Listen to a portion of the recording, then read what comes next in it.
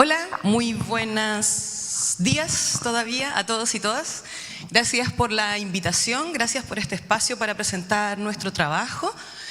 No estoy segura si la presentación está funcionando, pero en honor al tiempo y en respeto a los tiempos de todos vamos a comenzar. Como ya lo comentaba Jessica, lo que yo les vengo a compartir tiene que ver con una perspectiva del trabajo que desarrollamos en el Centro de Investigación en Ecosistemas de la Patagonia, en particular lo que es el trabajo del Laboratorio Ecoclimático del CIEP. Eso se enmarca en la línea de clima y contaminación, donde los principales temas que abordamos, ahí me avisan cuando aparezca la PPT, los principales temas que abordamos en el trabajo del laboratorio ecoclimático tienen que ver con las temáticas de meteorología, cambio climático y calidad del aire.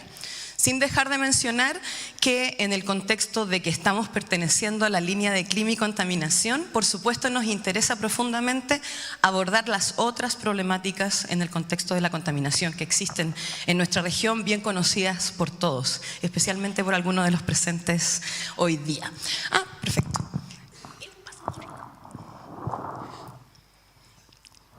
Gracias.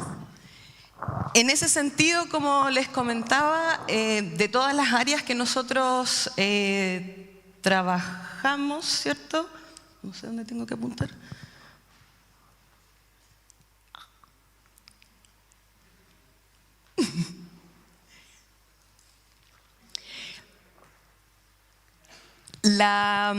Como les decía, nuestro trabajo en el Laboratorio Ecoclimático del CIEP tiene que ver y tiene el enfoque del levantamiento de información meteorológica y de calidad del aire, de manera tal de que a partir de los datos generemos información que sea útil para las autoridades y las comunidades para la toma de decisiones responsables. Y en este sentido, por supuesto, el desafío va a tener que ver con lo que ya ha sido mencionado por las dos ponencias anteriores. Por supuesto, tener datos de calidad, datos accesibles, datos actualizados, tener responsables, estos roles que finalmente, ¿cierto?, a veces dentro de la cotidianidad y de los procesos que vamos llevando se van perdiendo. De hecho, estoy consciente y en mi rol de coordinadora del equipo sé que tenemos hartos trabajos que avanzar en ese sentido, pero tomé nota ahí de todos los llamados que aparecen, ¿cierto?, desde los expositores anteriores. Bueno, continuamos. En ese sentido, ¿cierto?, la temática que les quiero compartir o finalmente el impacto que buscamos que desarrolle nuestro trabajo tiene que ver con esta toma de decisiones informada. Dentro de la región de Aysén, ¿cierto?, al ser una población reducida, podríamos decir que tenemos la ventaja, que no se tiene en otras regiones de nuestro país, de tener un diálogo directo. Por ejemplo, encontrarnos en encuentros como este, ¿cierto?, con representantes, con autoridades que finalmente aportan o son parte de esta toma de decisiones y que, por ejemplo, desde nuestro rol de la academia podamos efectivamente, ¿cierto?, generar esa entrega y ese despliegue de la información. Y, por supuesto, en un trabajo en el marco colaborativo, en el marco, ¿cierto?, de, por supuesto, el diálogo y de la construcción en conjunto. En ese sentido, una de las iniciativas principales que les pretendo compartir el día de hoy, ¿cierto?, tiene que ver con un estudio que cuenta gracias al financiamiento del gobierno regional y su consejo. Ya, ahí pasé por esa, ¿cierto?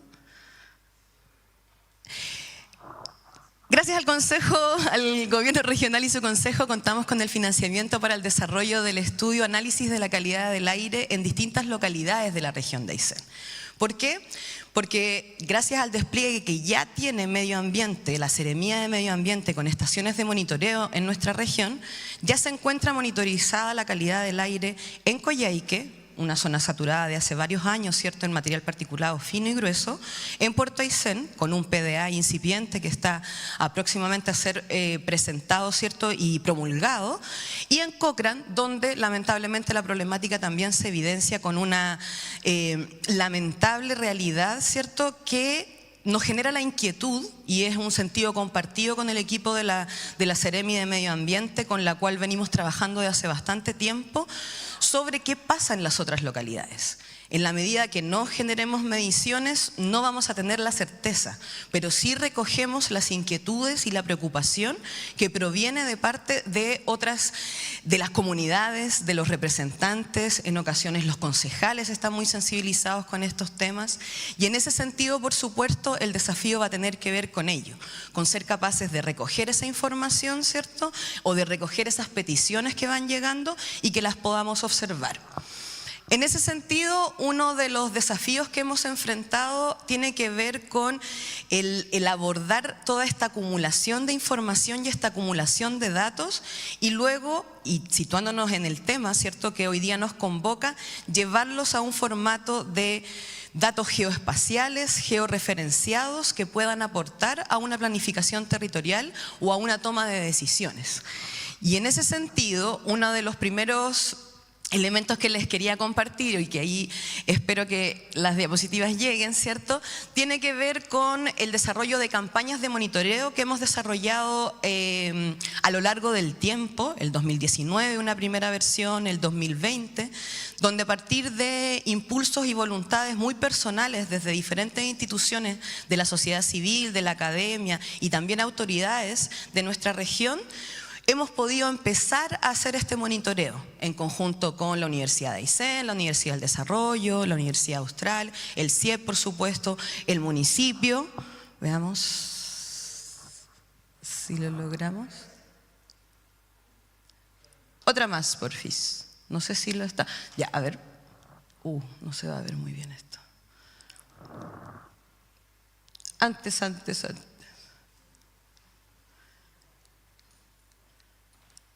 Y ahora sí tengo el control, parece. Ya. En ese sentido, como les comentaba, nuestras temáticas, meteorología y calidad del aire.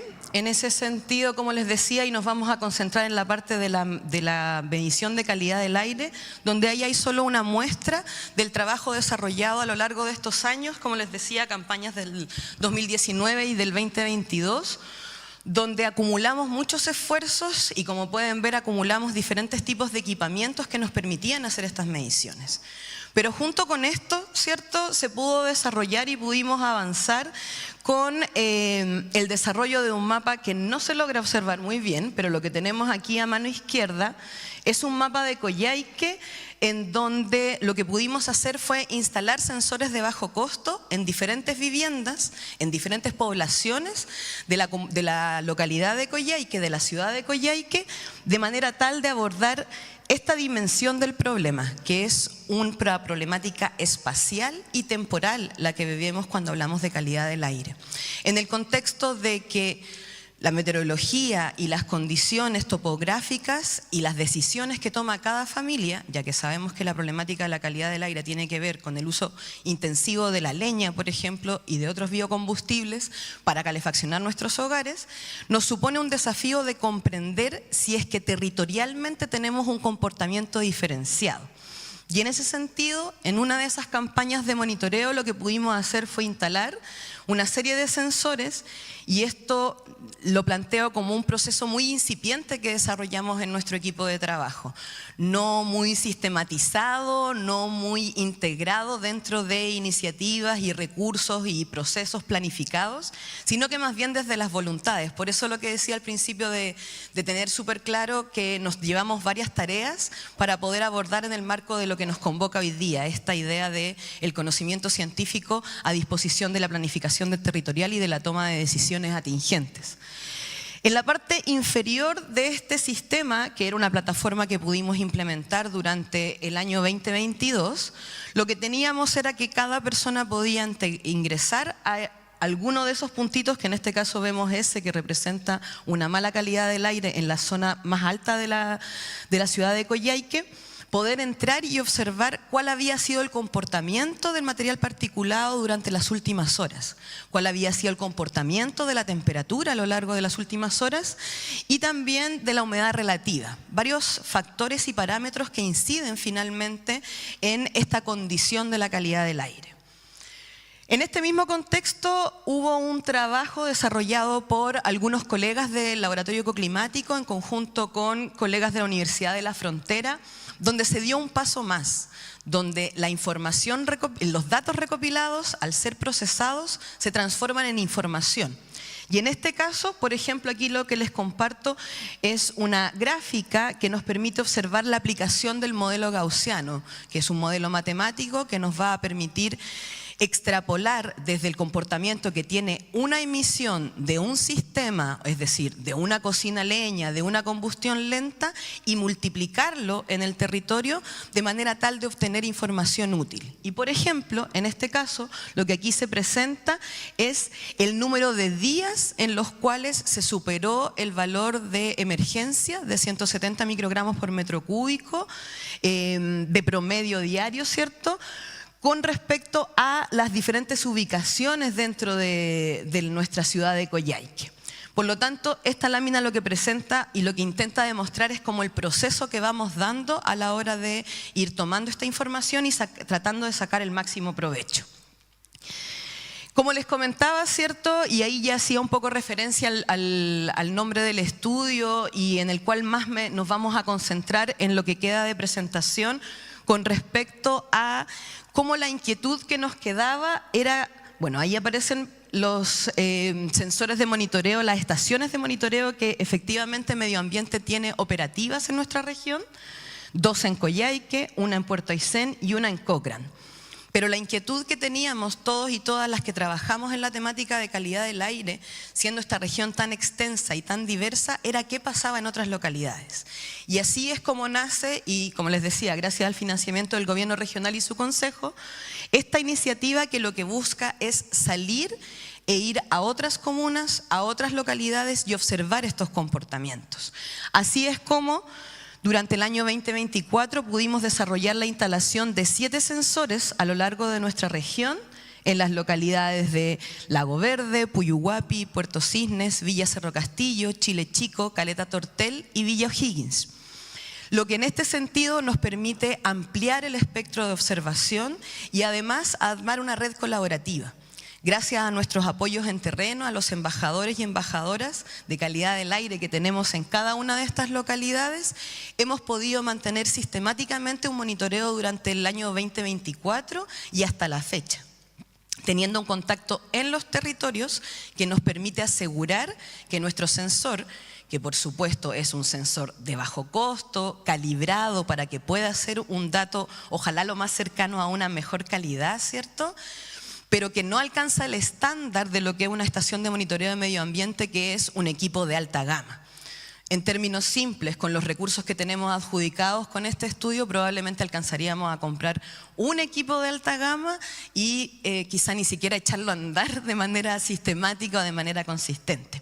Por eso esto lo que viene a hacer es un aporte y a robustecer el trabajo, ¿cierto?, que ya se viene desarrollando de manera sistemática desde la Seremía de Medio Ambiente de nuestra región, donde la idea y el impacto que esperamos generar es levantar información y generar insumos que sean útiles para una necesaria estrategia regional de calidad del aire, que tenga un sentido territorial, que tenga una pertenencia territorial, en el sentido de que las propias localidades y las comunidades también tengan una participación y tengan voz. Y eso es parte de lo que les voy a presentar a continuación. Algunos datos brevemente, para luego nuevamente centrarnos en lo que tiene que ver con la georreferenciación. Por ejemplo, en esta gráfica lo que les comparto tiene que ver con una muestra de lo que es en promedio el comportamiento a lo largo de un día, como ven desde las 12 de la noche hasta las 23 horas, en promedio un día del año 2024 en cada una de estas 7 localidades que ahí aparecen mencionadas, y bueno, algunos colores más claritos no se alcanzan a ver muy bien, pero con los que sí vemos podemos observar cómo tenemos una dinámica similar, pero no exactamente la misma.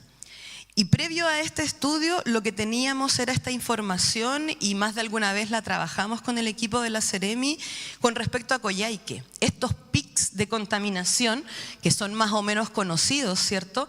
Que los sabemos y los tenemos al principio de nuestra jornada, cuando nos tomamos el mate en la mañana, el café antes de salir, ¿cierto? A nuestra jornada laboral, a nuestra jornada de estudios y por supuesto en la noche. Pero observen cómo tenemos comportamientos que van a ser un tanto dispares dependiendo de la localidad que estemos observando. Y en ese sentido tenemos algunas que desplazan un poquito el horario o se extiende un poco más el horario del pic de la mañana, pero por sobre todo, y lo que nos llama más poderosamente la atención, es lo que ocurre con el pic de la tarde. Sobre todo considerando que estamos de Lago Verde, paralelo menos 44, a Villa O'Higgins, menos 48 desplegados. Por lo tanto, realidades bastante dispares. También, por supuesto, sin dejar de mencionar la importancia de la topografía y de las condiciones meteorológicas que condicionan también estos comportamientos. Y, por supuesto, también lo que tiene que ver con las prácticas. ¿Qué combustible utilizo? En la mayoría de estos hogares, ¿cierto? Y de las comunidades analizadas, por supuesto, va a ser la leña el principal que se utiliza, pero también vemos de manera incipiente el pellet, y eso nos va determinando un escenario que puede ir variando. Y ahí podemos observar cómo en la zona, podríamos decir, desde las 6 de la tarde en adelante, y vean cómo en algunos casos se extiende, ¿cierto? Y vamos a tener cómo empieza un alza que en realidad no desciende. Y eso nos va demostrando la importancia de este despliegue territorial, de este trabajo con un sentido, ¿cierto?, que nos permita finalmente ir reconociendo ese sello y que ese sello ojalá e idealmente se transmita a la toma de decisiones, se transmita a la implementación de políticas públicas atingentes, críticos que tuvimos en cada localidad. Días de alerta con valores de promedio diario de 80 en adelante, la alerta que corresponde a los 110 microgramos por metro cúbico y la emergencia de los 170 microgramos por metro cúbico hacia arriba. Como pueden observar en las 7 localidades en las cuales estamos desplegados, lamentablemente sí observamos que tenemos ciertas problemáticas con la contaminación atmosférica, con la calidad del aire, y es importante mencionar que cuando hablamos de este tema nos referimos a un problema de salud pública.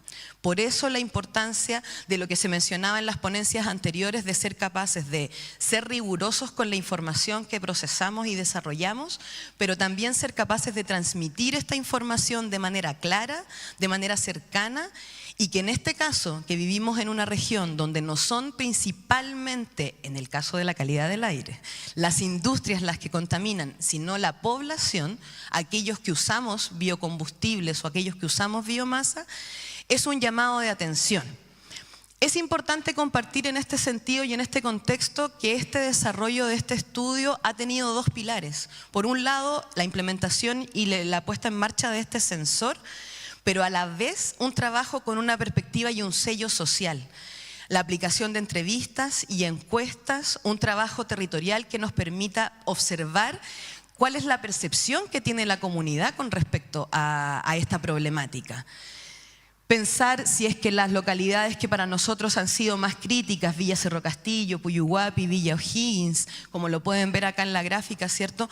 ¿Qué opina esa población? ¿Qué observa esa población con respecto a la problemática? De manera tal de que sea un trabajo que se desarrolla en las comunidades, pero que también se desarrolla con las comunidades. Finalmente, apostando por este sello y por esta pertinencia territorial, ¿cierto?, que es tan buscada en nuestros trabajos. En ese sentido, como les decía, como hubo este trabajo territorial y que también tuvo esta perspectiva social, no solo el monitoreo de la calidad del aire, lo que tenemos es que a lo largo de los meses de noviembre y diciembre del año pasado desarrollamos talleres de participación ciudadana, donde, menos resumidamente, como se los compartí el día de hoy, fuimos a mostrar los resultados para que ellos nos ayudaran a darle sentido, para que ellos nos ayudaran a observarlo en mayor detalle, reconociendo, por ejemplo, cuál fue la dinámica del 2024 o cuál es el comportamiento que tiene, por ejemplo, el viento dentro de su localidad o cuáles son los patrones de consumo. Tienen acceso. A modo muy resumen, lo que pretende presentarles es cuáles son las propuestas que vienen desde la comunidad. Porque nuevamente, como les mencionaba, lo que estamos observando aquí es un problema que tiene que ver con nuestros comportamientos. Es un paradigma social en el cual nos estamos situando. Es un problema de salud pública, es un problema energético, es un problema de desarrollo social, es un problema del resguardo también de la calidad de vida propio y de nuestras familias, de nuestras comunidades. Y en este sentido, la consulta y el trabajo se abordó desde 3 dimensiones. En primer lugar, se le pidió que a todos los participantes de los talleres de participación ciudadana hicieran una reflexión personal a la luz de los datos, no solo los del censor, sino también de los de la percepción de la comunidad, pudieran observar y decir, bueno, yo desde mi realidad individual, familiar, de mi comunidad más cercana, ¿cuáles son los cambios y las acciones que podría tomar? Y ellos están representados por las palabras en color rojo dentro de esta lámina. Luego les pasamos unas tarjetitas de color verde y fueron las que primero se agotaron. ¿Por qué? Porque esas tenían que ver con las acciones que le vamos a pedir a la autoridad. Y los invitamos y las invitamos a todos los participantes de estas iniciativas, de estos talleres, a pensar en grande. No solo pensar en los requerimientos o las peticiones que se le pueden hacer a la autoridad a nivel comunal, a mi concejal, a mi concejala, a mi alcalde, a mi alcaldesa, sino que también, ¿por qué no pensar a nivel regional, a gobierno regional, ¿cierto?, a las delegaciones, pero también a nivel nacional? Y eso era lo importante, como de nuevamente apostar por una descentralización, sobre todo si es que estamos desarrollando un trabajo desde una región tan particular, tan aislada y tan especial con respecto a los ecosistemas que debemos proteger, como es la región de Aysén. Y luego, finalmente, los privados, que son los que aparecen ahí en color amarillo, solo para poner en valor, ¿cierto?, cómo también desde la población podemos hacer una observación completa del problema, ¿cierto? Cómo podríamos esperar o también exigir, ¿cierto?, a los diferentes representantes y quienes formamos parte de la sociedad, cómo nos involucramos en esta problemática y cómo nos hacemos parte. Ahí, como pueden observar, y lo que nosotros ponemos muy en valor tiene que ver, ¿cierto?, con cómo desde la propia población y teniendo a la luz los datos, efectivamente vemos cómo hay un reconocimiento de que tenemos que mejorar la leña que usamos. Probablemente el dejar de usar leña en nuestra región va a ser un proceso largo o va a ser un proceso que va a tomar tiempo. Por lo tanto, ahora los primeros pasos que podemos dar es seguir utilizándola, pero de una manera más responsable y de una manera más eficiente. Por eso, la propia población nos habló, por ejemplo, de utilizar leña certificada.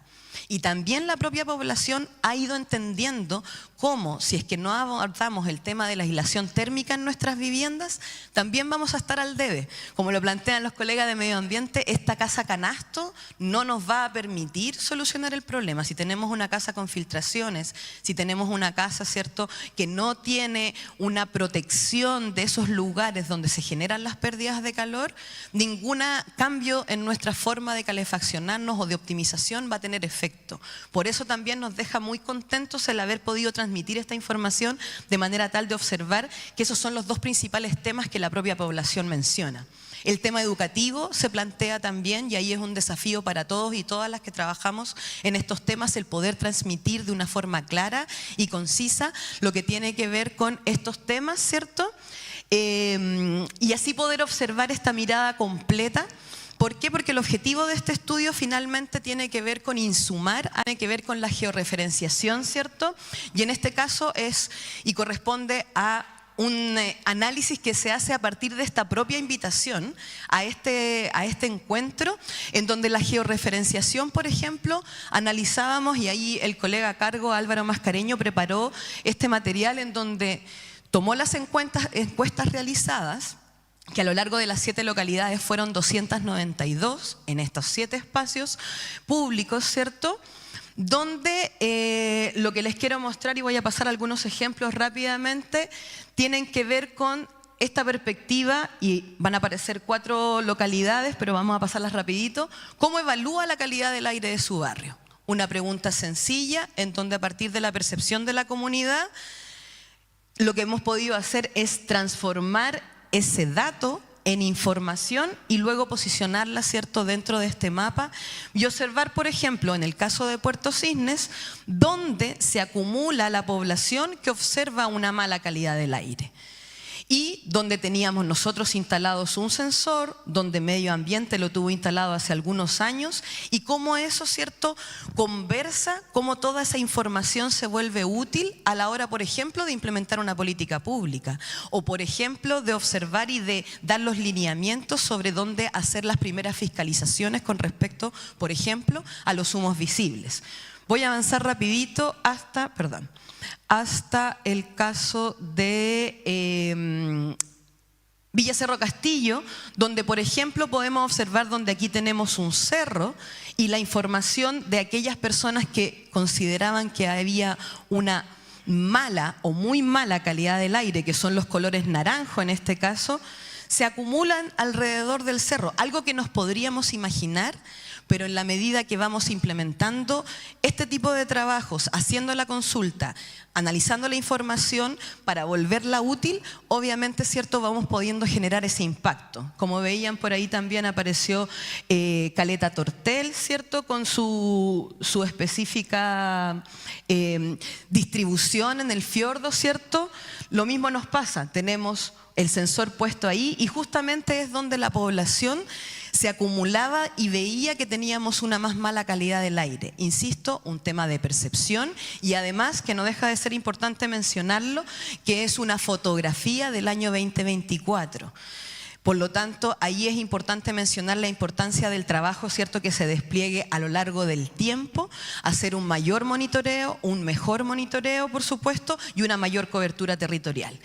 Y para cerrar, nuestro compromiso desde el Laboratorio Ecoclimático, continuar trabajando en estas temáticas, bajo el alero de lo que es la línea de clima y contaminación, generar información útil, generar información que sea representativa, técnica y socialmente de cada uno de los territorios diferentes que forman parte de nuestra región, contribuir, y el llamado que hace también este encuentro, por cierto, desde la ciencia a la toma de decisiones informada de la población, de las comunidades, y que las autoridades también tengan a disposición esta información y, por supuesto, apoyar la implementación de políticas públicas con pertinencia territorial. Tomando, y no puedo dejar de mencionar el llamado que nos quedó desde las dos presentaciones anteriores, ¿cierto?, de que sean datos de calidad, accesibles, actualizados, ¿cierto?, que finalmente estén disponibles para la población, que sean entendibles y que tengamos esta responsabilidad común, ¿cierto?, en aportar en mejorar la calidad de vida de todas y todas. Muchas gracias.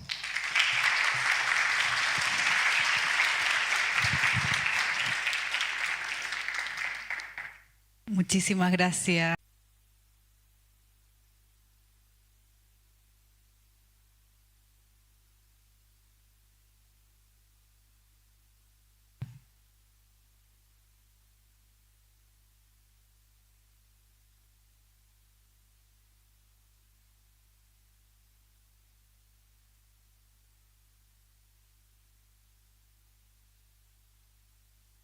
Hola a todas y a todos.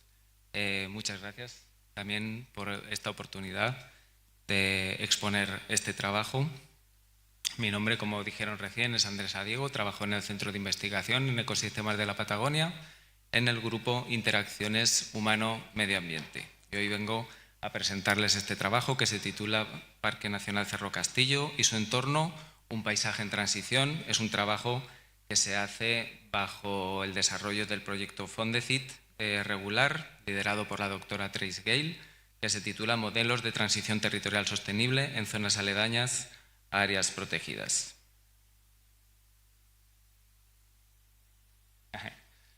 Se supone que estaba mi presentación ahí. Allá.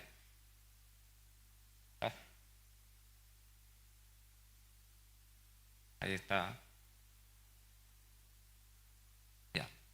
Partamos con algunos antecedentes que dan lugar al desarrollo de este proyecto, hablando de áreas protegidas, ¿vale? Aquí tienen una imagen conceptual de las áreas protegidas de Chile, que quiere ejemplificar un poco su rol que tienen en la conservación y en la protección de ecosistemas y especies, al tiempo que también proporcionan beneficios para las comunidades aledañas y el resto de ciudadanos.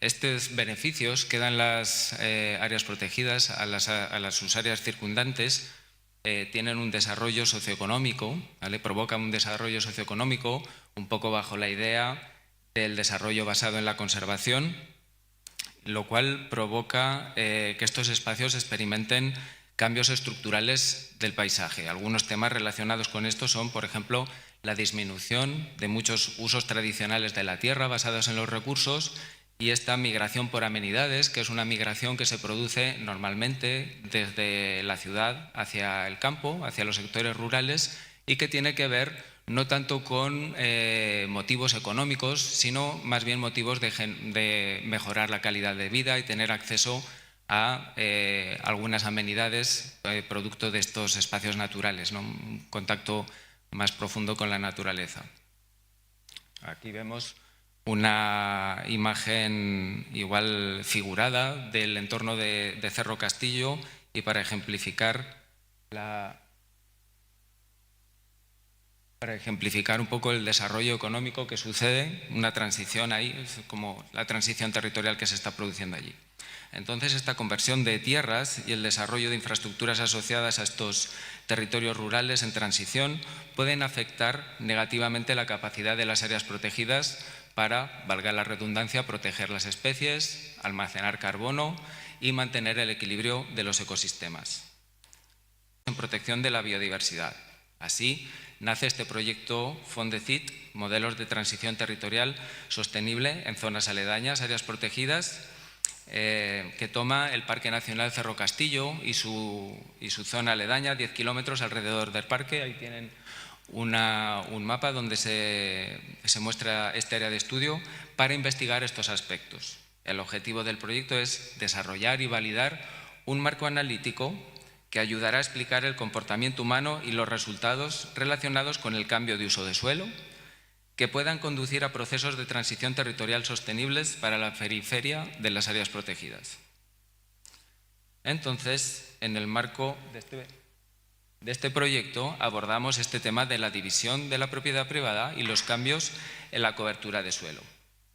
La división de parcelas, la parcelación en sí misma no es negativa, ¿ya? Sin embargo, se vuelve más problemática porque se produce ante una falta de planificación adecuada que ha generado un proceso desordenado con impactos significativos a nivel nacional, ¿vale? Esta parcelación puede llevar cambios en la cobertura de suelo. Por ejemplo, la generación de infraestructuras requiere a veces remoción de vegetación o desvío de cauces y esto tiene un impacto que puede afectar negativamente el desarrollo sostenible. Entonces nos hicimos las siguientes preguntas de investigación. ¿Cuánto han aumentado las subdivisiones en predios rurales en el área de estudio en los últimos 10 años? ¿Cuáles son los focos de parcelación en el área de estudio? ¿Cómo ha cambiado la cobertura de suelo en el área de estudio en los últimos 10 años? Y si existe una relación entre estos focos de parcelación y los cambios en la cobertura de suelo en el área de estudio. Aquí vamos con algunos aspectos metodológicos. Para la cuantificación de las divisiones en predios rurales, lo que se utilizó fue una capa geográfica de la malla predial, más o menos del año 2011, y la información que nos provee el Servicio de Impuestos Internos a través de su visor de mapas, ¿vale?, disponible en web. Así que el ejercicio consistió, por un lado, en tener los predios de 2011 y, por otro, el visor del Servicio de Impuestos Internos. Identificamos cada uno de estos predios en el visor y en el caso en el que después de identificar estos límites originales veíamos que adentro había divisiones, procedimos a contarlas y a registrarlas. Ahí tienen una imagen, por ejemplo, del contorno rojo es el predio original, vamos a decir, o el predio que teníamos en 2011, y adentro lo que mostraba el Servicio de Impuestos Internos en 2023. Entonces, esta cuantificación lo que nos va a permitir es saber el número de divisiones que ha habido en cada uno de los predios y posteriormente identificar algunos focos de parcelación. En cuanto a las coberturas de suelo, acá nos basamos en las capas geográficas que nos provee el Catastro de Recursos Vegetacionales Nativos de Chile para la región de Aysén, o Catastro de Bosque Nativo, más comúnmente llamado. Y tomamos la publicación que se hizo en 2012 y una que se hizo más recientemente en 2024. Tomamos esas dos capas y generamos algunas coberturas de uso en base a la descripción del campo uso que tienen estas capas en su base de datos asociada, y llegamos a las siguientes. Bosque nativo, las tienen ahí en la parte derecha. Bosque exótico, matorral, estepa patagónica, praderas, humedal, terreno agrícola, suelos expuestos, ríos y lagos, glaciares y nieve y suelo urbano. Entonces, lo que hicimos con estas capas fue un análisis de superposición espacial, ¿vale? Y generamos una tercera capa que conserva la cobertura de suelo que teníamos en 2011 o 2012, la que teníamos en 2024, ¿vale? Y ahí podemos analizar cuáles de esos polígonos, esas superficies individualizadas, mantienen la misma cobertura en las dos capas o cuáles de ellas presentan cambios. Al ser dos capas georreferenciadas, pues también podemos saber dónde se están produciendo esos cambios.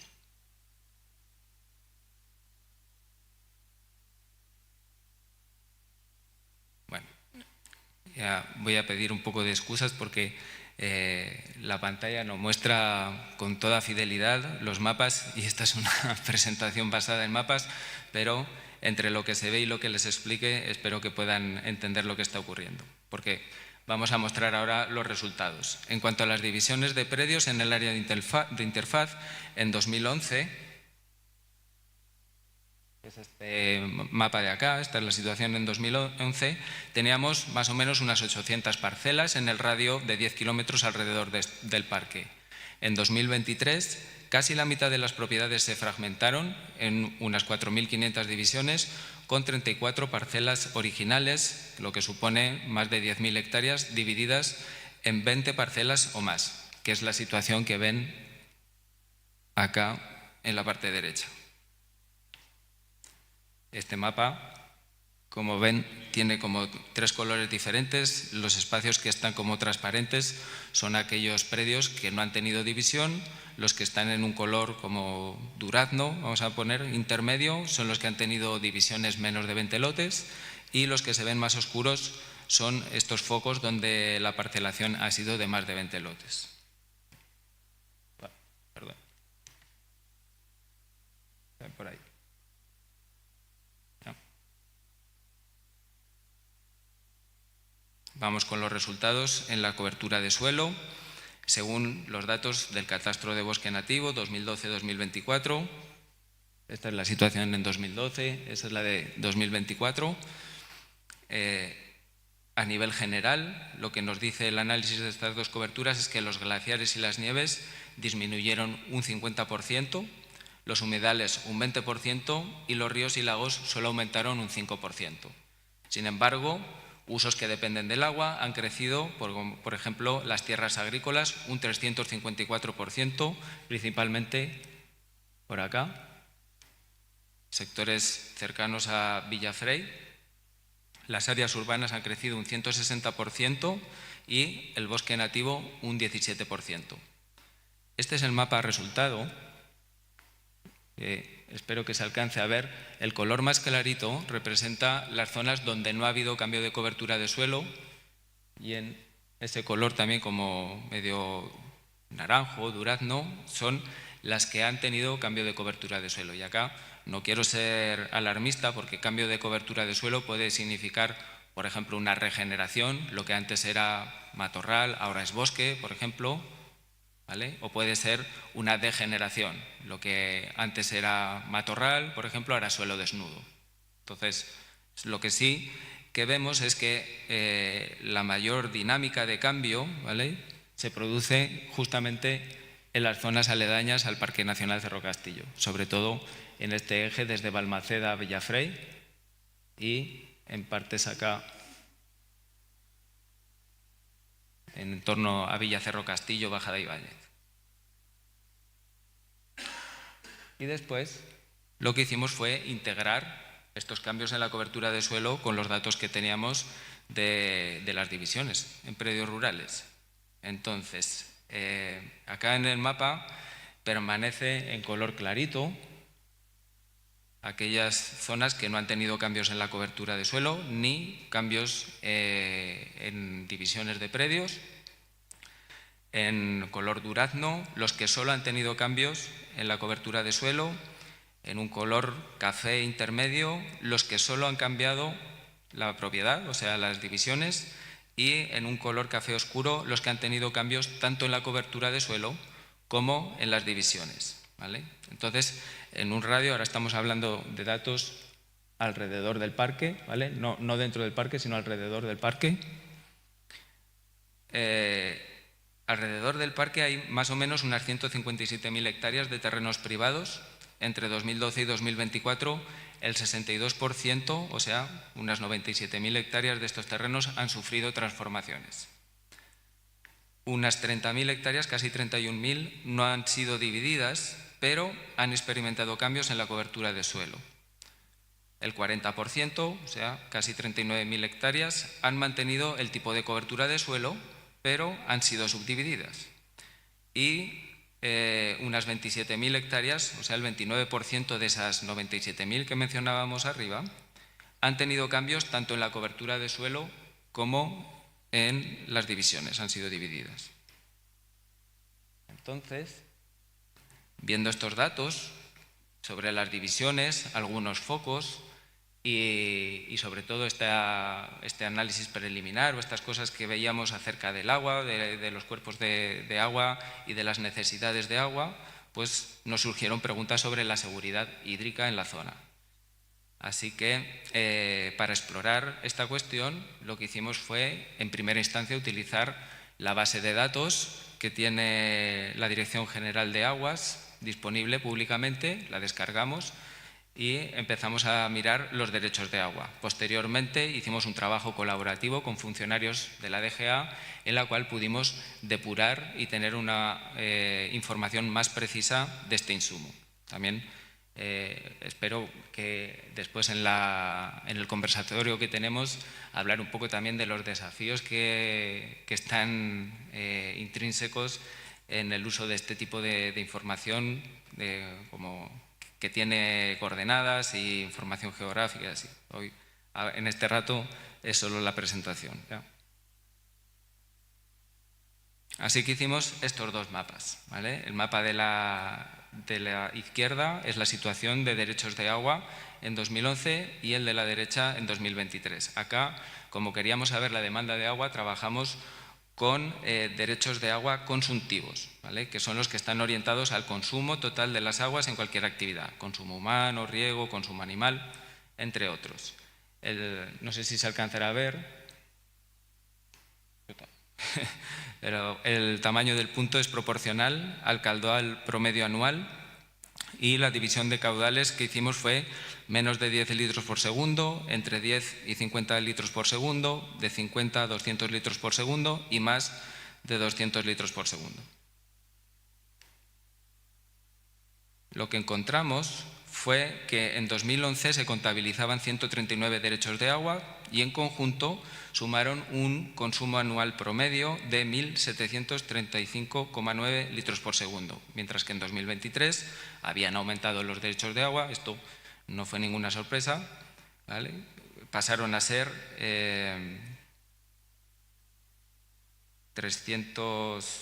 más de 300 derechos de agua y el consumo fue de 3.206,2 litros por segundo, o sea, es decir, casi el doble. Y acá el dato interesante está en esta parte de acá.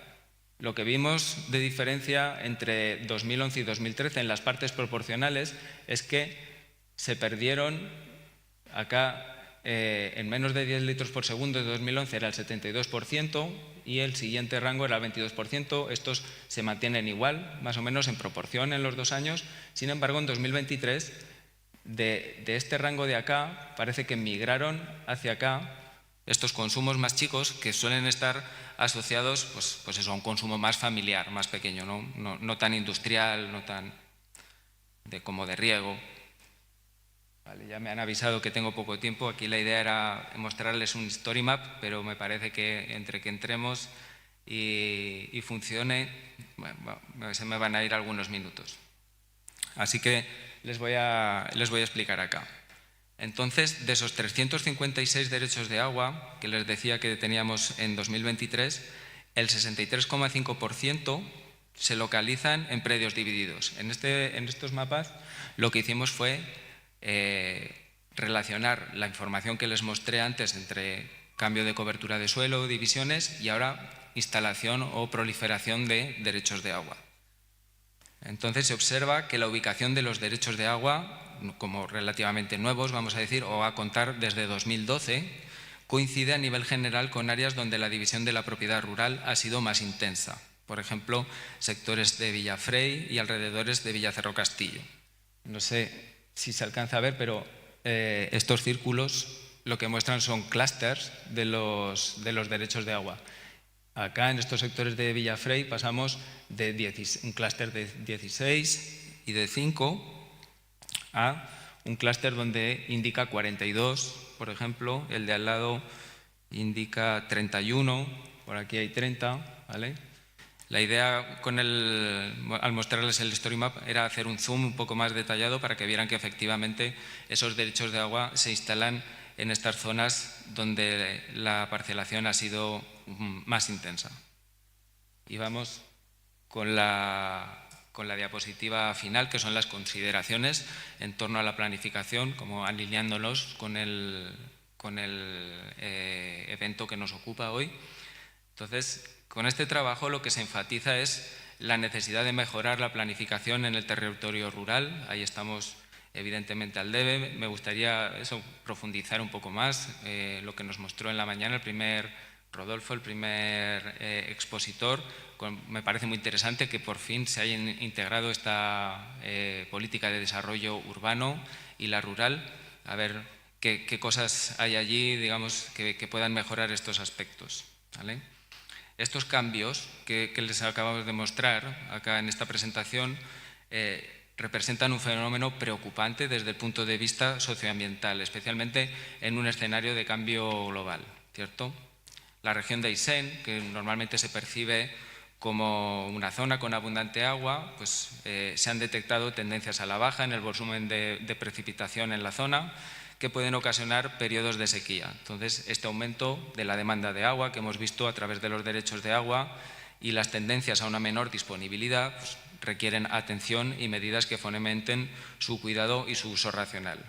Para ello va a ser muy importante considerar, por ejemplo, también toda esta emergencia que hay de solicitudes o de proyectos de agua potable rural, que actualmente se llaman servicios sanitarios rurales, y todos estos aspectos sociales que van relacionados con ellos, como por ejemplo la capacitación de los equipos directivos que tienen que ejecutar e implementar estos proyectos, la coordinación interinstitucional, porque el tema del agua no es una cosa solo de consumo, no hay muchas entidades que están relacionadas con este recurso, ¿no? Con el agua.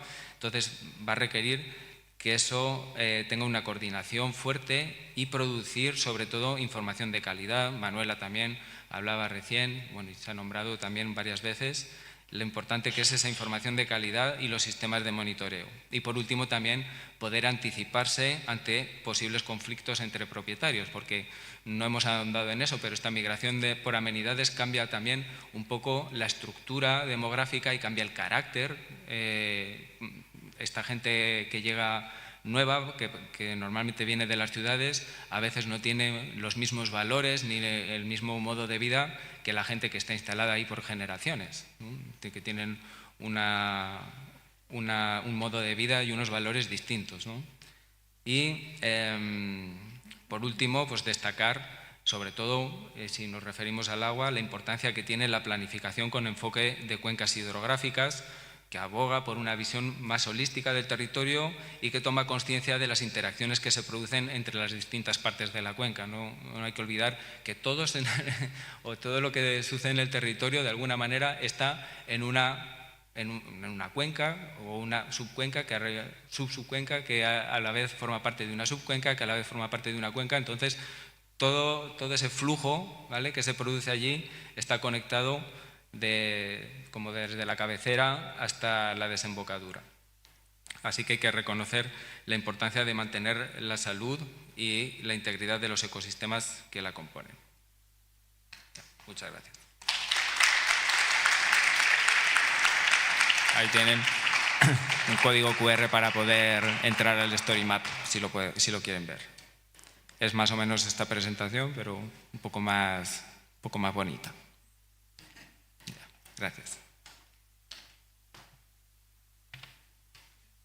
Ah, sí. ¿Este lo dejo acá?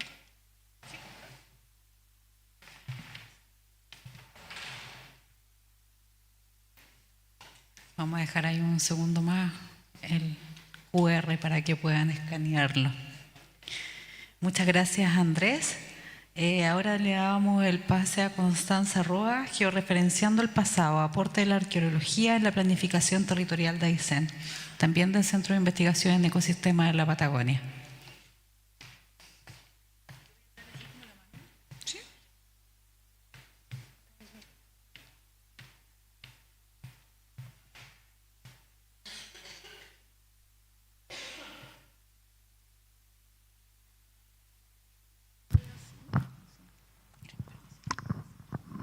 Hola, hola.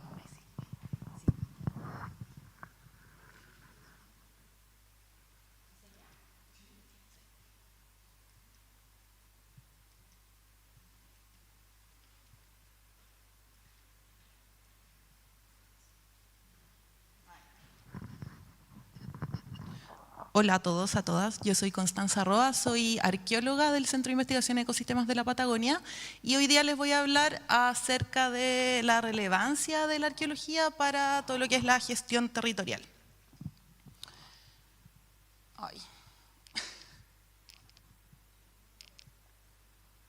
Bueno, voy a partir con una polémica que se dio el año pasado, que es el caso de las tapitas de Coca-Cola, ¿ya?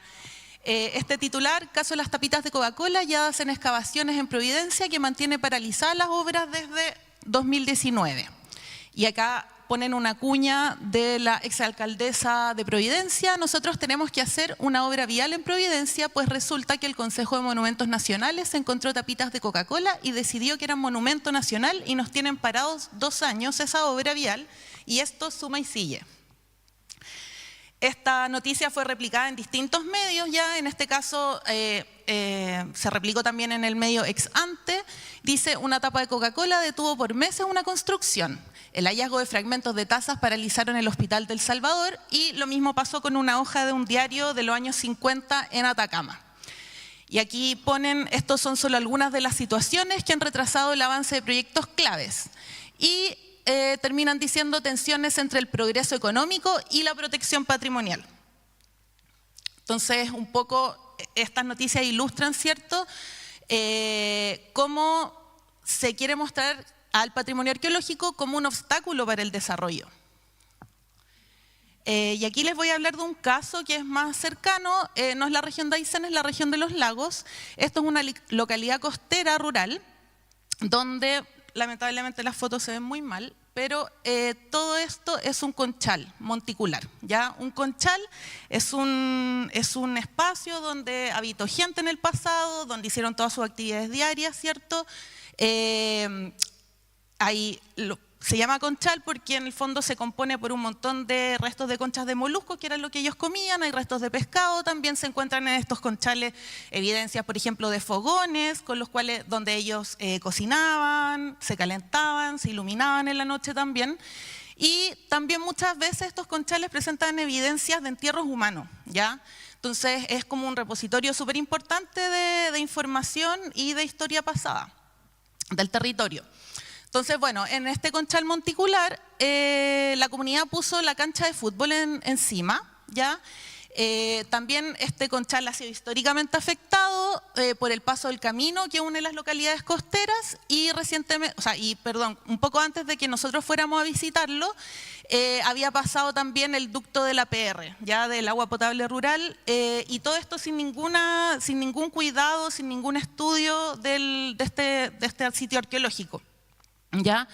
Bueno, nosotros con la idea de poder estudiar este conchal antes de que terminara de ser destruido, quisimos postular un proyecto del Ministerio de Cultura del Servicio del Patrimonio, y nos asociamos con una dirigente local, que es la que está en la foto, y fuimos a visitar, fuimos a hablar con la comunidad, la idea que teníamos de hacer este proyecto, que nosotros en el fondo queríamos hacer algunas excavaciones para caracterizar el sitio, tener algunas fechas, saber un poco más de la historia de este lugar.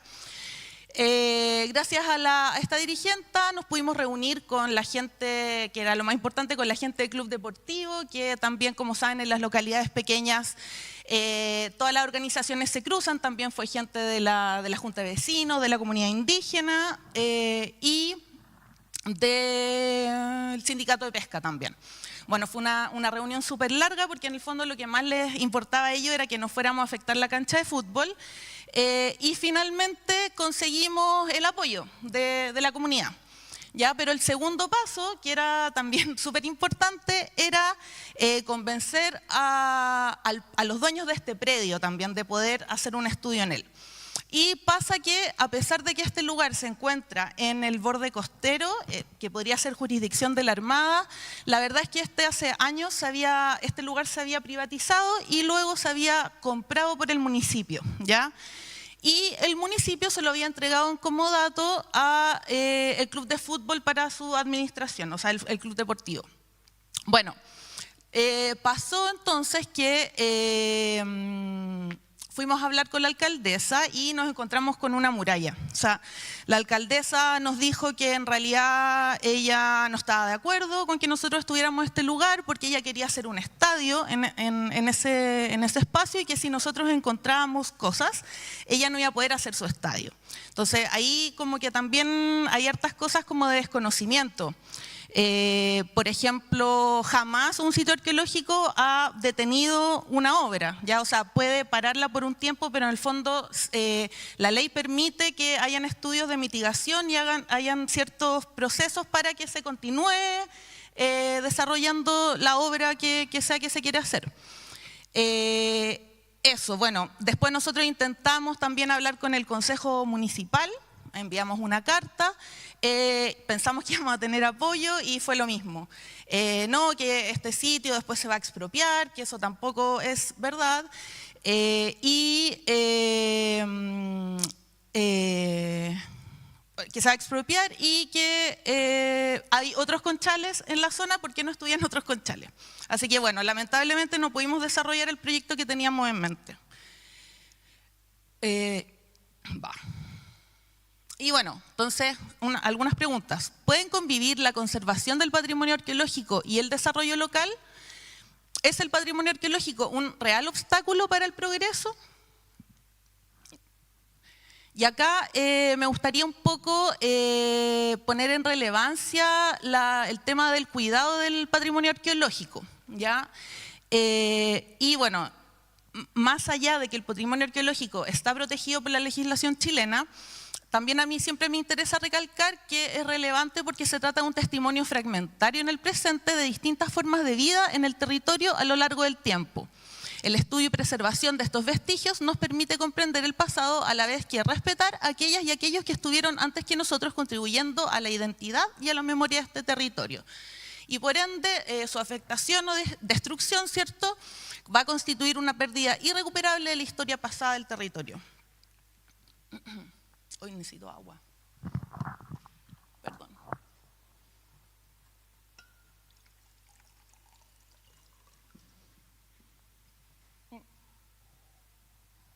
Bueno, ese es el marco legal, que no me voy a detener en eso, pero está bien protegido, digamos, por la ley. Y bueno, entonces, ¿cómo podemos avanzar? ¿Ya? En primer lugar, es importante tener catastros de los sitios arqueológicos, porque como se comentó en una presentación previa, hay mucha información, bueno, quizás no tanta en el caso de Aysén, pero siempre está como desperdigada en, no sé, publicaciones científicas, en informes técnicos. Entonces es importante avanzar en hacer catastros arqueológicos, también ir a reconocer sitios arqueológicos en terreno, ¿ya? Y de esta forma poder, por ejemplo, tener en cuenta tipos de evidencia que se pueden encontrar, porque no es lo mismo los sitios arqueológicos que aparecen en la costa y los sitios arqueológicos que aparecen más al interior de Aysén, ¿ya? Y de esta manera también se podría avanzar con estos catastros en algún tipo de zonificación para ver áreas sensibles en términos de patrimonio arqueológico. También siento que es súper relevante la educación patrimonial, ¿ya? Con esto se ayudaría a la destrucción de mitos, como por ejemplo que se va a expropiar a una persona porque tiene un sitio arqueológico en su casa, eso tampoco sucede. Pero lo más relevante también es el tema de la apropiación del conocimiento, que es lo que se habló ayer, ¿ya? O sea, conseguir que los mismos vecinos, vecinas, sean capaces de entender la relevancia y que ellos en el futuro puedan cuidar su patrimonio arqueológico también. Bueno, también, además de involucrar a la comunidad, ¿cierto? Es importante que esta accesibilidad, o sea, que esta información, tenga accesibilidad para los tomadores de decisiones, ¿cierto? Para las instituciones que tienen pertinencia territorial en estos lugares. También es importante quizás que los funcionarios de las instituciones que ven estos temas tengan algún tipo de preparación. Y finalmente la idea sería que en un futuro se pudiera integrar el componente arqueológico en documentos de planificación comunal y regional, como por ejemplo planificación urbana, ¿cierto? Planes reguladores.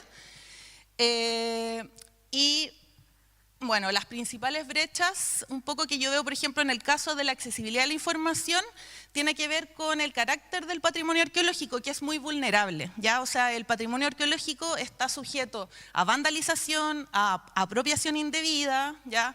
A tráfico ilícito también en el territorio nacional como para afuera. Y otras brechas también tienen que ver más bien con la sociedad, ¿cierto? La mala imagen que se promueve a veces de parte de los medios o de la gente que está en el poder económico, mala publicidad, ¿cierto? Y también un desinterés institucional muchas veces. Y aquí les voy a mostrar algunos ejemplos de la región que están alojados en el geoportal que les presentó Juanjo ayer. Y por ejemplo, esto no lo hice yo, lo hicieron unos colegas. Por ejemplo, es un análisis espacial de los sitios históricos que están en Aysén. Y, por ejemplo, en este análisis espacial, las partes en amarillo, esto, por ejemplo, son sectores que son más densos con sitios, ¿ya? Y las partes más lila, no sé de qué color, como lila, más clarito, son las partes menos densas con sitios arqueológicos. También pueden encontrar, esto ustedes se meten en el geoportal y es información que está accesible, ¿ya? Creo que está en la parte de los story maps. Acá también hay algunos puntos que apenas se ven, pero por ejemplo aquí puntos de algunos sitios arqueológicos y paleontológicos de la región. Y también hay uno que tiene que ver con los puntos arqueológicos en la costa, en la parte litoral de Aysén. Y aquí, por ejemplo, esto también es relevante porque no hay tantos puntos, ¿ya? Pero eso no quiere decir que no hayan más sitios, sino que es un sesgo más bien por la historia de la investigación arqueológica en esta zona, que no ha sido no ha habido tanta investigación en esta zona como sí más al interior. Y, por ejemplo, todavía faltan muchas zonas que no tienen, y también, bueno, por ejemplo, en el caso de Huaytecas hay muchos puntos porque también se relaciona que ahí hay gente viviendo hace muchos años, ¿ya? Entonces también eso, cuando se construyen caminos, se construye la escuela, qué sé yo, se encuentra en estos sitios. Y una de las localidades que cuando yo llegué a la región encontré que tenía muy poca investigación arqueológica era Puerto Raúl Marín Balmaceda. Entonces, acá les voy a presentar brevemente un trabajo que nosotros hicimos principalmente el año pasado de un catastro de sitios arqueológicos en esta localidad. Bueno, hicimos una serie de talleres, ¿cierto?, de educación patrimonial, pero también involucramos a las instituciones, ¿ya? Entonces, una vez que tuvimos los resultados, los presentamos. Y bueno, que estaba relacionado con nuestros objetivos, también lo presentamos en un taller multisectorial donde nosotros invitamos a distintas instituciones de pertinencia territorial, ¿ya? O sea, a los tomadores de decisiones. Eso, y bueno, el principal producto de este trabajo fue una guía de campo donde Trabajamos también de manera multidisciplinar con diseñadoras, con sociólogas, ¿cierto? Para mostrar toda esta información de una forma amigable, didáctica, para que la gente tuviera ganas de leerla, ¿ya? Bueno, hicimos un mapa, ¿cierto?, donde está la información resumida y entregamos esta guía, fue una guía de distribución gratuita, bueno, en Puerto Raúl Marín Balmaceda, también llevamos algunas copias a Gala, ¿cierto?, a Puerto Gaviota, y la guía está alojada también, la pueden descargar de manera gratuita en distintas páginas de Aysén. Así que eso, y bueno, los invito también a seguir algunas páginas de algunas colegas que hacen divulgación arqueológica, que son arqueólogas, y que siempre están súper actualizadas con distintos temas y son muy buenas. Así que eso, este es mi mail por si me quieren contactar. Muchas gracias.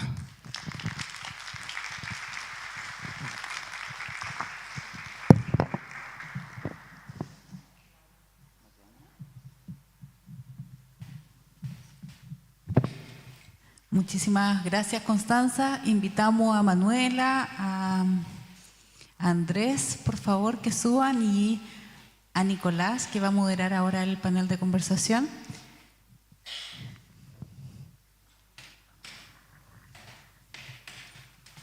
Un tremendo ejemplo, tremendo ejemplo de cómo contribuye la ciencia a la planificación territorial. Nico, el micrófono es tuyo. Vale, muchas gracias. Tenemos muy poquito tiempo, así que les vamos a hacer una pregunta al panel y vamos a tener una pregunta también del público. Tal vez dos. Tienen que ser preguntas muy concisas, eso sí, así que vayan formulándolas para comenzar. Muchas gracias por las presentaciones, conocíamos un poco la experiencia. Hablaron de temas de salud, de usos de suelo o hábitos, de usos y también de patrimonio. Y la Connie lo dijo, el patrimonio no está vinculado a los instrumentos de planificación directamente. En los casos de salud muy tangencialmente, y los temas de uso de suelo un poco más, pero en los temas de conservación no.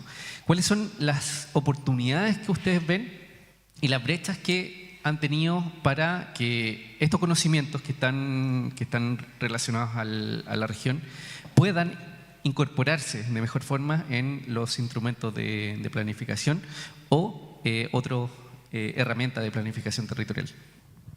Partamos contigo. ¿Aló? Sí. Sí, tenemos poquito tiempo. Con el tema de las brechas, creo que lo primero es el diálogo interinstitucional, ¿cierto? Y lo hacía referencia en la presentación de que creo que en la región de Aysén sí tenemos esa oportunidad, pero es algo que tenemos que estar impulsando, empujando, coordinando sistemáticamente. Voy a hacer bien cortita la intervención. Y lo segundo que yo quería decir es las barreras tecnológicas, que por ejemplo en el caso del trabajo de nosotros en términos de calidad del aire, cuando desarrollamos una tecnología, a veces estamos supeditados a cómo está ese desarrollo. Un ejemplo súper concreto.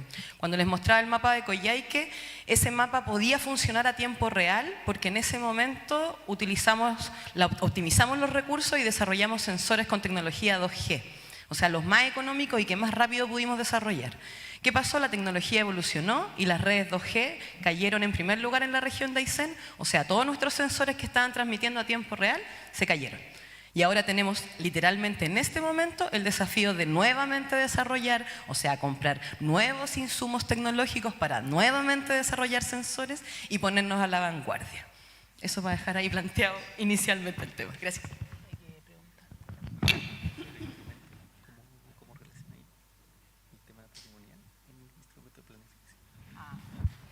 Ay, qué difícil la pregunta.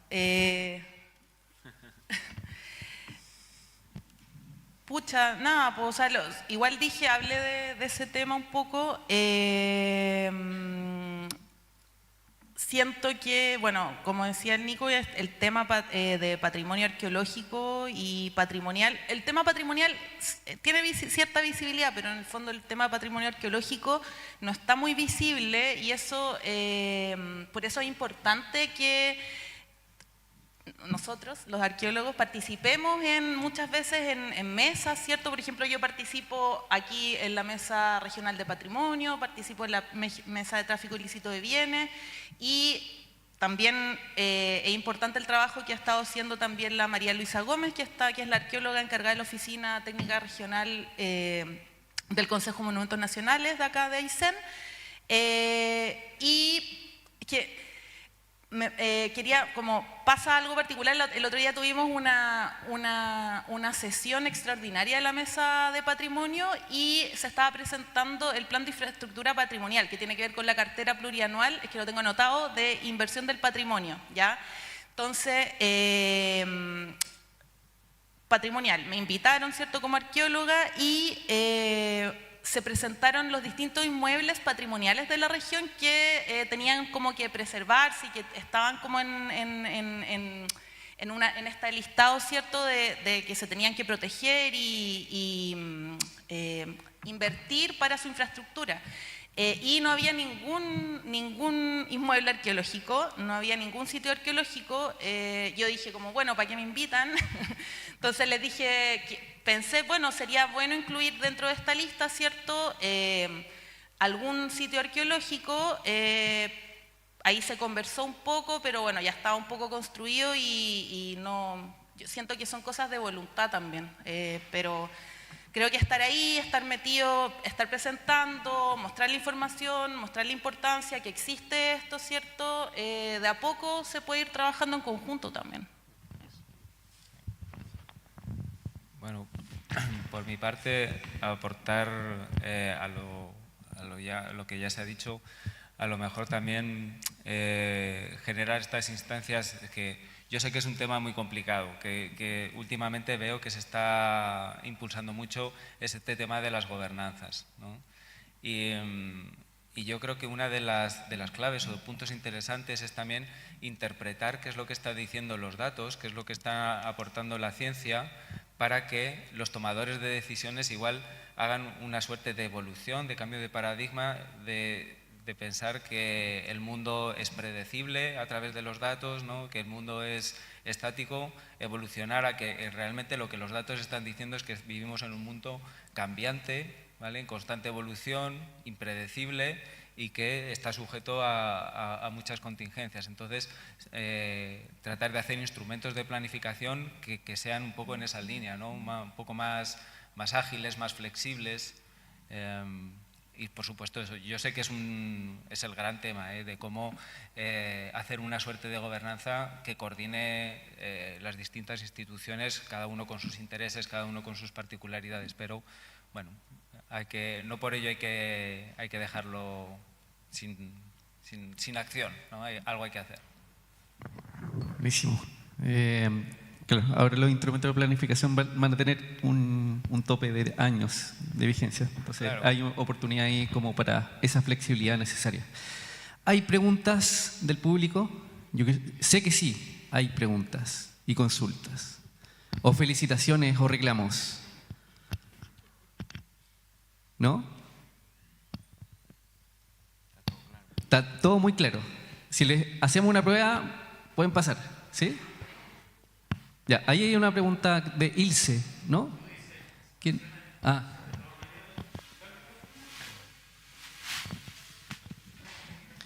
Va el micrófono.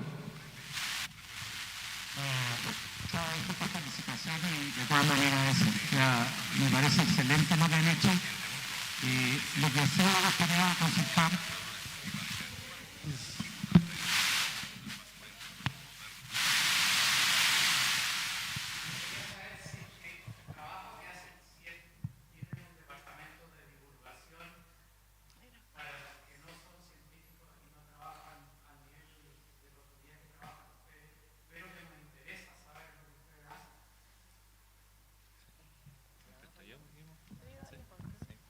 Voy a tomar la palabra yo. Efectivamente sí, hay un departamento de difusión y transferencia. Por acá tenemos a Juanjo, que ha estado apoyando mucho eso, por ejemplo, en temas de Geoportal. Yo sé que se hacen muchas instancias de parte del CIEP, tanto de difusión como de transferencia.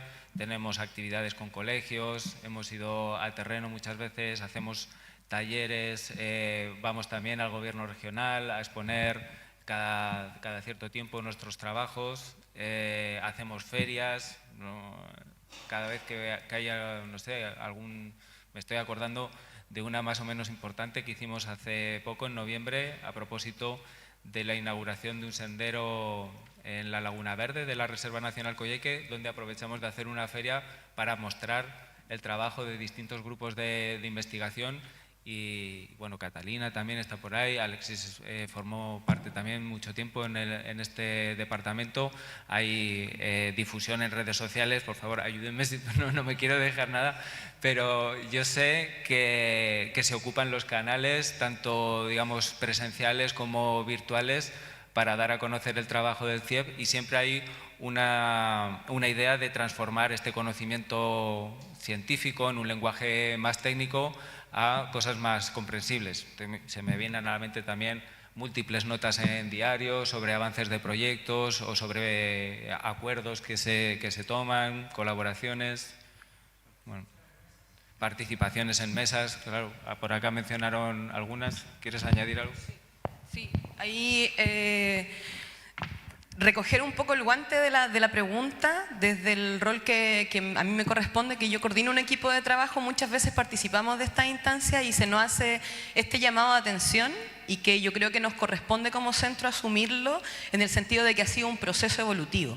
Y de hecho ahora, desde hace algún tiempo, desde el año pasado podríamos decir, que aparece con más potencia y se crea directamente la que es la subdirección de vinculación y transferencia, y ha ido evolucionando, se han ido sumando profesionales, se han generando las capacidades, y también es un proceso que nos corresponde a nosotros, ¿cierto?, a todos y todas las que formamos parte de la institución, de ir integrándolo en nuestro día a día. Por eso participar de este panel, en que habemos diferentes visiones dentro de CIEP, que venimos a posicionarnos sobre el tema, a hablar sobre lo que es la planificación territorial, pero que tiene que ser algo constante, y que claro, en nuestro día a día de la investigación, de estar haciendo mediciones, trabajo en terreno, se nos puede escapar un poco, pero eso es la importancia de que ahora efectivamente hay una unidad y que tenemos ese nexo, ¿cierto?, que puede ser finalmente ese canal para que esto sea un diálogo constante y un diálogo constructivo, por supuesto, entre las diferentes instituciones y la comunidad en general. Alex, queda muy poco tiempo. Pueden hacer un embudo ahí a los panelistas cuando salgan, los pueden atrapar ahí en el centro. Alex tenía una pregunta. Dale. ¿Sí? Dale.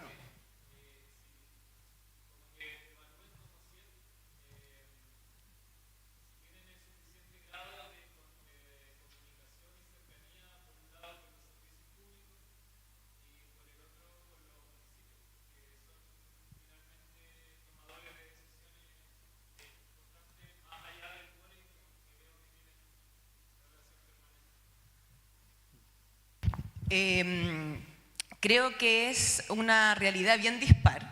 Por ejemplo, en el caso de calidad del aire, así como bien concreto, el contacto se hizo con los municipios para hacer ese acercamiento con respecto a las temáticas que se iban a trabajar y el trabajo en los territorios, pero en realidad acusaron recibo de una de los municipios. Y uno entiende también que tiene que ver con lo mismo que nos pasa a nosotros, o sea, con la vorágine del día a día, ¿cierto?, de la rutina.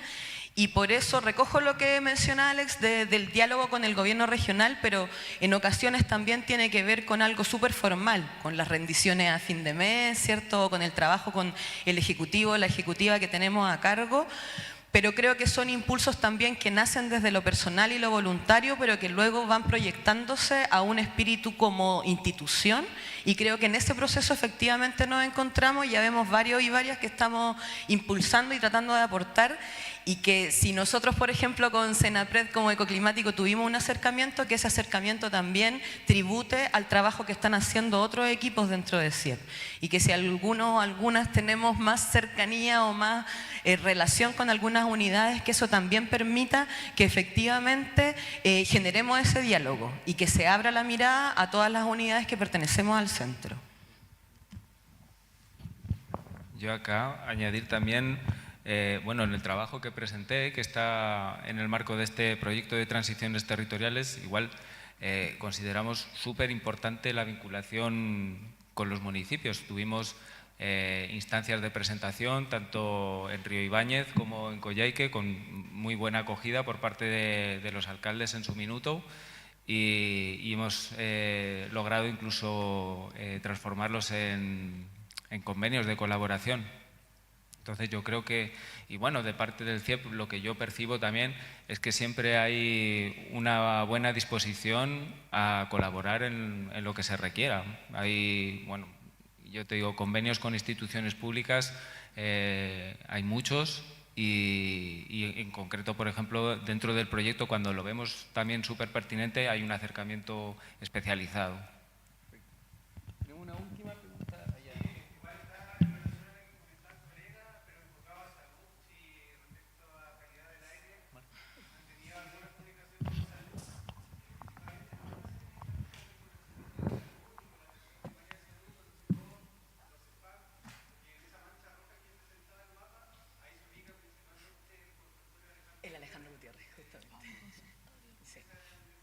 Sí, ahí comentar que si bien no es parte y no está en la formulación del proyecto o de ninguna de las iniciativas que tenemos en calidad del aire, sí es algo que hemos podido impulsar. Y ahí poner en valor el trabajo del epidemiólogo Marco Acuña, que está muy interiorizado y sensibilizado con el tema de la contaminación atmosférica y lo viene trabajando desde hace harto tiempo, y ahí mismo nos hemos ido encontrando de manera tal de, como es una problemática de salud pública, en la contaminación atmosférica, poner ese enfoque, o sea, transmitir la información. Nosotros a veces lo planteamos, y en lo personal yo lo planteo como cuál es la doctrina del shock que nos va a entregar la información y a remecer la conciencia de los cambios que debemos generar. Y creemos que desde la perspectiva de salud podría darse. En ese sentido, por ejemplo, algunos de nuestros monitoreos también se desarrollaron en viviendas de Coyhaique que tenían población afectada, por ejemplo, menores de 5 años con problemas asmáticos o respiratorios, adultos mayores, como tratar de hacer ese acercamiento, porque y de hecho tenemos momentos y mesas de trabajo, podríamos decir, en el marco de estas iniciativas, con medio ambiente y con salud y con el laboratorio ecoclimático del CIEP, de manera tal de poner esto en diálogo. Y estamos impulsando, de hecho, justamente ahora el desarrollo de cápsulas radiales, de informativos que puedan entregar ese dato que efectivamente quizá nos permita comprender mejor la importancia de ese cambio que desde cada unidad, desde cada individuo, desde cada casa, podemos generar para tributar en este problema que estamos enfrentando como región. Así que sí, estamos haciendo ese esfuerzo. Estamos. Agradecemos al panel, a las exposiciones y también a relevar un poco la información que está oculta o nueva información que están aportando para distintas políticas públicas y sobre todo que puede estar vinculada a la planificación. Así que le damos un aplauso al...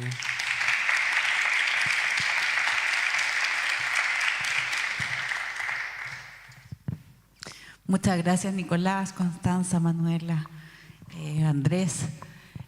Antes de dar cierre a la actividad, bueno, como ustedes saben, este es un encuentro austral organizado por los nodos territoriales, Nodo Ciencia Austral, Nodo Laboratorio Natural Subantártico, con colaboración de instituciones en la región de Aysén, Ceremi Medio Ambiente, Gobierno Regional de Aysén, Universidad de Aysén, espero que no me falte ninguna. ¿Estamos? Ya. Y próximamente también este encuentro se va a hacer en Magallanes la semana siguiente.